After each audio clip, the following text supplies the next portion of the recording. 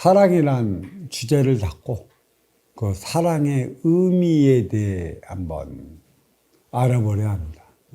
인간의 수건이 사랑이에요. 숱한 선각자들, 진인들, 현인들이 나타나서 한결같이 부르짖은 게 사랑입니다. 사랑하며 살아가자고. 근데 사랑하며 살아가자고 사랑하는 방법이 이렇다. 사랑은 이렇게 해야 한다. 이것이 사랑인 것이다. 사랑은 무조건 주는 것이다. 신에 대한 사랑이 아가페다. 자식에 대한 부모의 사랑만큼 다해라. 그놈의 사랑을 다하지 못하고 오늘날 인간 세상은 가면 갈수록 더 험해지고 가면 갈수록 더 삭막해져요. 그 사랑을 그리도 가리켰는데 왜 사랑하며 살아가지 못하는 이유가 어디에 있을까요? 또 우리 예수께서는 사랑을 부르짖다 안타깝게도 젊은 나이에 세상을 갔습니다. 물론 그 기독교에서는 3일 만에 부활했다고는 또 부활한 예수를 믿고 있겠지만 누구나 인간은 윤회를 합니다. 윤회나 부활이나 무엇이 다르겠습니까? 근기에 따라 너는 세상을 버리고 몇 년 후에 인간으로서 다시 나오는 거고 근기에 따라 너는 좀 더 빨리 인간으로 나오는 것이에요. 그런데 왜 이 사랑은 인간에게만 부여된 것일까요? 동물도 사랑을 합니다. 근데 그들의 사랑은 감정을 통한 육의 번식을 위한 사랑이 있는 것이지 인간 내면에 내재해 있는 감성까지 덧붙어져 나가는 사랑이 있는 것에 있지 않습니다. 그래서 그들은 정이라고 그러죠. 정은 감정일 수도 있고요. 또 감정에는 그 윗단계를 나는 감성이라고 그래요. 감정과 감성의 부합된 게 성정이라는 것이지. 인간만이 성정이 나타나요. 개인적인 것이죠. 주체적인 삶을 살아가야 하는 게 인간이라 인간에게 나타난 성정은 개체이자 주체의 삶을 살아가야 하기 때문에 나타나는 개성이라 얘기할 수가 있어요. 동물이 개성이 있을까요?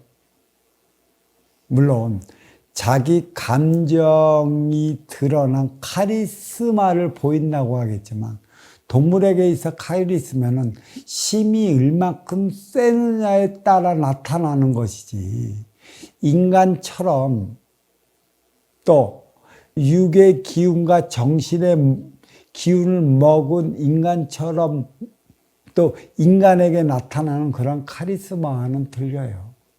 그건 야수성이라고 그러죠. 그러니까 육생의 본능, 심의 논리로 살아간다면 야수성이 있겠지만 심의 논리 넘어 도로서 나아갈 길을 밝히고 덕으로 그 행위를 다할 때 나타나는 게 인간에게 있어 진정한 카리스마고 그거는 지도자들에게 나타나는 것이에요. 동물에게는 성정이 없습니다. 감정만 있고 또 정만 있는 것이죠. 동물들도 정이 많습니다. 그 육생을 살아가는 관계로 먹을 것만 주면 먹을 것만 주는 주인에 따라 한정없이 사랑받기 위한 행위를 해대는 것이죠. 그게 육생살이 동물들에 나타나는 특징입니다. 근데 이 동물도 또 짐승과는 또 별개의 차원이걸라. 짐승이 있고 동물이 있어요. 근데 내가 여기서 말하는 동물은 자연 속에서 심의 논리 속에 먹이 사수를 이루어 살아가는 동물을 얘기를 하는 것이지 인간 손에 키워져서 인간의 육생의 먹이거리로 키워지는 그러한 동물, 그러한 짐승을 가리키는 건 아닙니다. 인간만이 나의 육을 보존하기 위해 짐승도 키우고 경작도 해 나가는 것이에요. 왜 인간만이 창고에 모든 곡식을 채워주며 살아가야 할까요? 인간은 분명히 나눠져 있어요.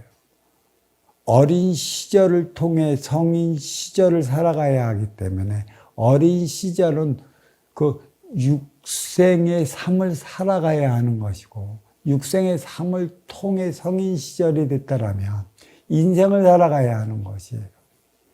근데 동물은 인생이 없습니다. 크나 적으나 심의 논리로 나 먹고 살기 위한 육생행위가 전부인 것이에요.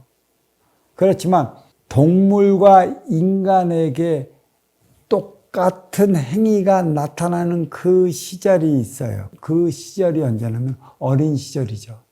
저는 어린 시절을 분명히 어린 육생 시절이라고 그랬어요.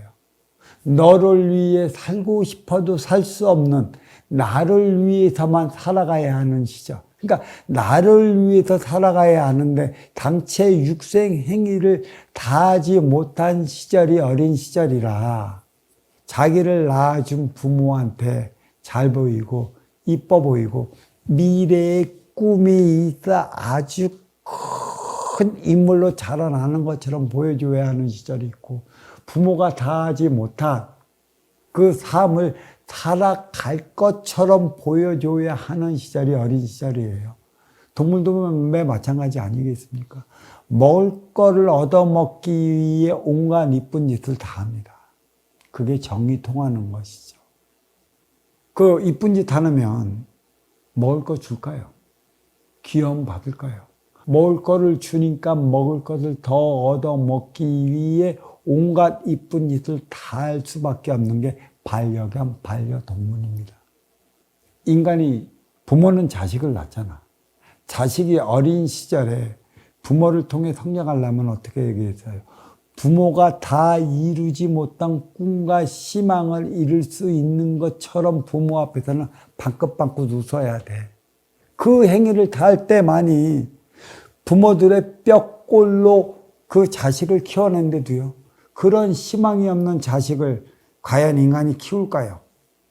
자폐증 환자를 죽을 때까지 키울까요?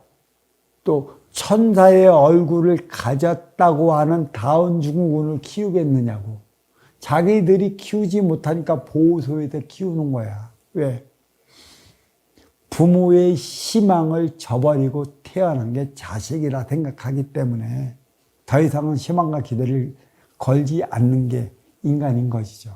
그래서 어린이들은 어렸을 때 그리도 이쁜 짓을 많이 하는 것입니다. 이쁜 3살, 미운 7살이라고 그러잖아요. 애들이 커가면서 이빨이 빠지면 참 부모는 자기 자식이니까 이뻐하지. 그리고 학교 다니면서 공부 잘하면 투자를 부모는 더 잘해. 공부 못하면 투자도 안 해. 게다가 너 누구누구 사귀지 마라.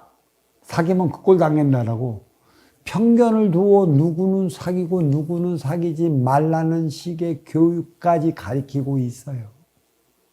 이뻐 보이려도 어떻게 이뻐 보이겠습니까? 사랑을 받으려고 해도 어떻게 사랑을 받겠어요? 그 철저하게 이기적으로 살 수밖에 없는 게 인간인 것이죠. 청기원소 인기는 크거나 자라나거나 늙거나 새거나 할 수 있는 그러한 빈물질 차원의 에너지가 아니에요. 있는 그대로인데 문제는 인기가 인육을 쓰고 인간으로 살아갈 때 벌써 요만한 아기로서 태어나서 그때부터 방긋방긋 웃지 않으면 부모에게 희망을 주질 않으면 자식에 대한 사랑을 다 나누지 못하는 게 부모입니다. 물론 그놈의 정 때문에 안타까움 때문에 자기가 그렇게 낳은 자식을 한 번 정도 그려보면서 안타까운 심정이야 있기야 하겠지만 육생은 똑같아요.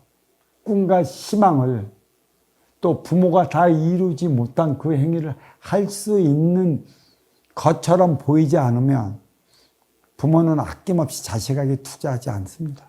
이게 현실인 것이죠. 자, 사랑은 먼저 주고 후에 받는 선순환 행위에 따른다고 그랬어요. 인기가 인육을 쓰고 인간으로 살아가지 않으면 사랑하며 살아가지 않아도 됩니다.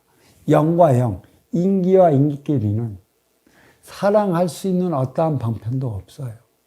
보이지 않는 빈물질 차원입니다. 남녀의 성별의 구분도 필요가 없어요. 물론 저승의 차원이라 위계는 있겠지만 이거는 내가 다음에 기회 되면 이 부분에 대해서는 내가 다시 법문을 해나갈 것이고 전부 빈물질 차원의 영과 영, 기운과 기운이 만나서 살아가는데 그닥 필요한 게 뭐가 있겠습니까? 만족을 알겠습니까? 쾌락을 알겠습니까? 유권사를 위한 행위를 다 하겠습니까? 문제는 천기의 원소 인기가 지기의 대포 인욕을 쓰고 인간으로 살아갈 때 상극, 상충을 일으킨다는 것이죠. 어디 앞에서?